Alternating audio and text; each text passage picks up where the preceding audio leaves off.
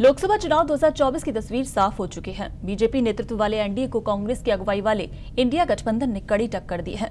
NDA को बहुमत का आंकड़ा जरूर मिल गया है, लेकिन बीजेपी अपने दम पर सरकार बनाने की स्थिति में नहीं है। और इसी बीच सबसे ज्यादा चर्चा बिहार के मुख्यमंत्री नीतीश कुमार की हो रही है, जो कि सियासी पलटी मारने में माहिर खिलाड़ी माने जाते हैं। तो ऐसे में अब सवाल उठने लगे हैं कि बीजेपी भले ही अपने सहयोगी दलों के सहारे सरकार बना ले, लेकिन नीतीश कुमार जैसे नेताओं के सहारे एनडीए की नाव कैसे पार होगी। बिहार में जेडीयू फिर बीजेपी के लिए संजीवनी बनी है।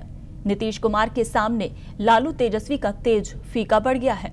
बिहार में जो कुल 40 लोकसभा सीटें हैं और इस बार बीजेपी और नीतीश कुमार की जेडीयू ने गठबंधन में चुनाव लड़ा है।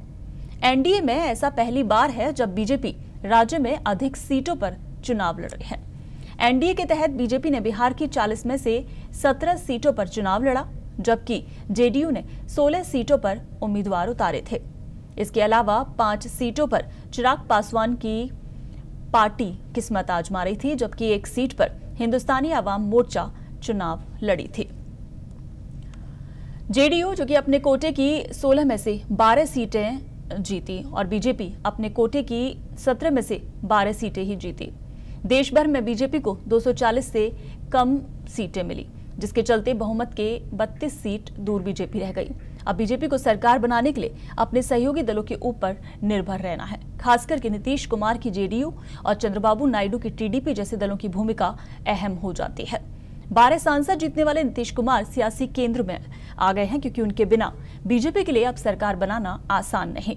बिहार में नीतीश कुमार केंद्र में सरकार बनाने में अहम रोल निभाने जा रहे हैं। तो ऐसे में अटकलें भी लगने लगी हैं कि नीतीश ने अगर पाला बदल लिया तो विपक्षी गठबंधन को केंद्र में सरकार बनाने का मौका मिल सकता है। इसकी वजह यह है कि विपक्षी इंडिया गठबंधन 232 सीटें जीतती हुई दिख रही है और वो बहुमत से काफी दूर है। ऐसे बीजेपी अगर अपने एनडीए घटक दलों के सहारे सरकार बना भी लेती है तो जेडीयू दलों के सहारे कैसे नैया पार होगी, क्योंकि नीतीश कुमार सियासी मझधार में कहां उतर जाए ये किसी को नहीं पता। नीतीश कुमार ही वो नेता हैं जिन्होंने इंडिया गठबंधन की नींव रखी थी।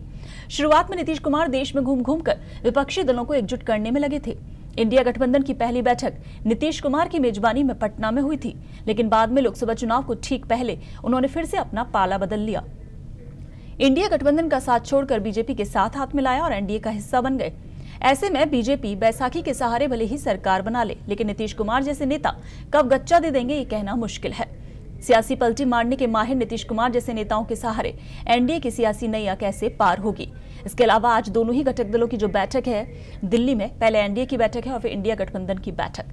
तो ऐसे में चर्चाएं काफी तेजी से चल रही हैं कि हो सकता है कि पलटू राम फिर से पलटी मारकर कहीं इंडिया गठबंधन के साथ ना हो चले।